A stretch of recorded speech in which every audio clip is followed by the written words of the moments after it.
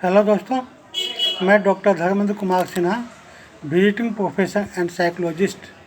आज मैं स्वतंत्रता दिवस पर दो थॉट आप लोगों से शेयर करने जा रहा हूँ, जिसमें पहला है obstacles is beneficial in life, अर्थात जीवन में प्रतिकूलता और अवरोध सिर्फ परेशानियों के लिए ही नहीं आता, बल्कि इसके जीवन में सकारात्मक उपयोग भी है।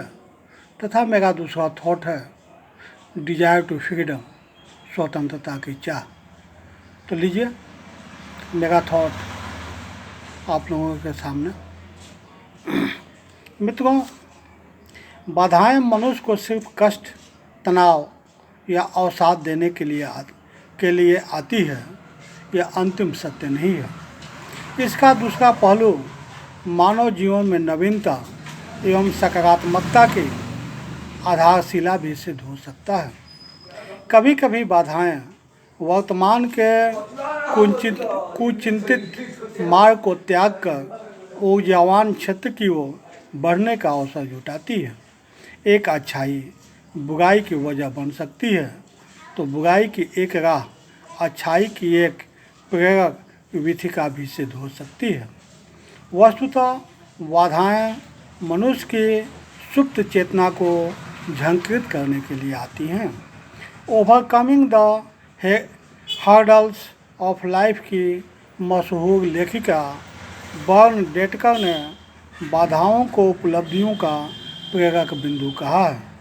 उनका मानना है कि दुर्व्यवहार, अन्याय और निराशा जैसी कई बाधाएं हैं जो मनुष्य के भौतिक विकास में अवरोध पैदा करती है, पर अध्यात्म, ईमानदारी और संघर्ष जैसे सकारात्मक कारक इनसे पार पाने में कारगर सिद्ध हो सकती है। लेखिका ने अपने प्रामाणिक अध्ययनों से स्पष्ट किया है कि चिंतन की सकारात्मकता मनुष्य को उसके गंतव्य तक पहुंचाने में पूरी तरह से सक्षम है। बाधाओं से लड़ने में दैवीय आस्था प्रबल कारक सिद्ध हो सकती है।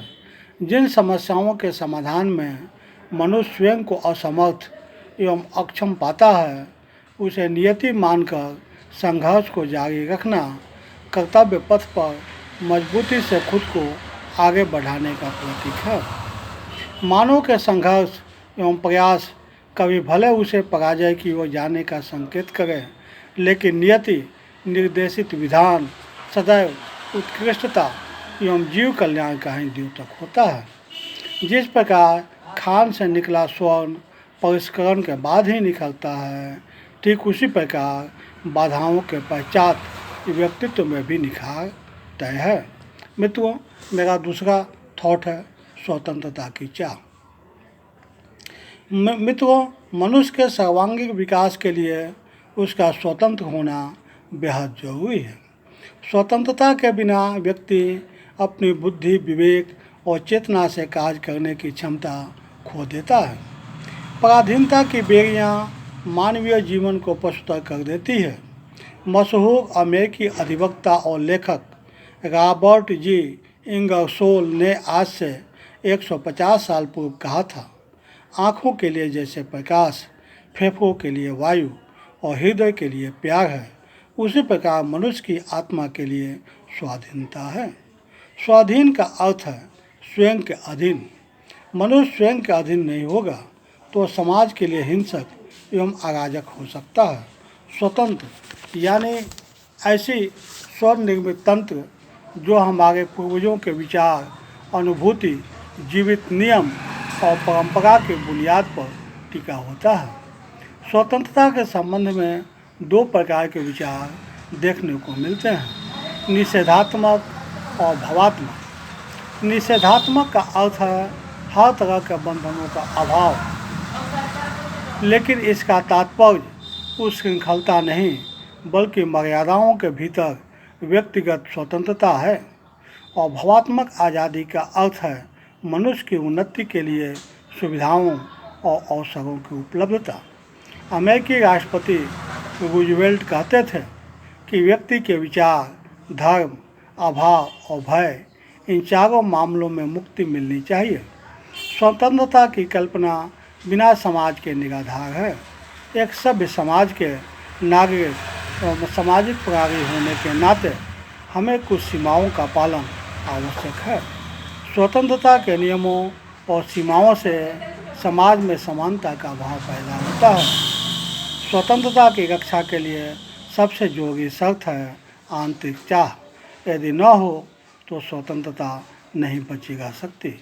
मित्रों, मैंने ये थॉट आज इसलिए मैंने शेयर किया कि आज पूरा हिंदुस्तान आज़ादी की 75वीं वर्षगांठ मना रहा है। तो इस मौका पर रुककर सोचने की, चिंतन करने की आवश्यकता है कि क्या हम सही मायने में आज़ाद हो चुके हैं। यदि सही मायने में आज़ाद नहीं हैं तो हमें रुक कर सोचना चाहिए कि इसका क्या उपाय हो सकता है और कौन सा उपाय मानव जाति अख्तियार करे ताकि उसका physical, mental, economical and spiritual रूप से उसका विकास हो सके। मनुष्य का विकास तब तक एकांगी है जब तक वो सिर्फ आर्थिक आधार पर उन्नति करता है। मनुष्य का संपूर्ण विकास तो तभी संभव है जब वो शारीरिक, मानसिक, आध्यात्मिक रूप से, मनोवैज्ञानिक रूप से वो स्वतंत्र हो। मित्रों, कैसे लगे मेरे विचार?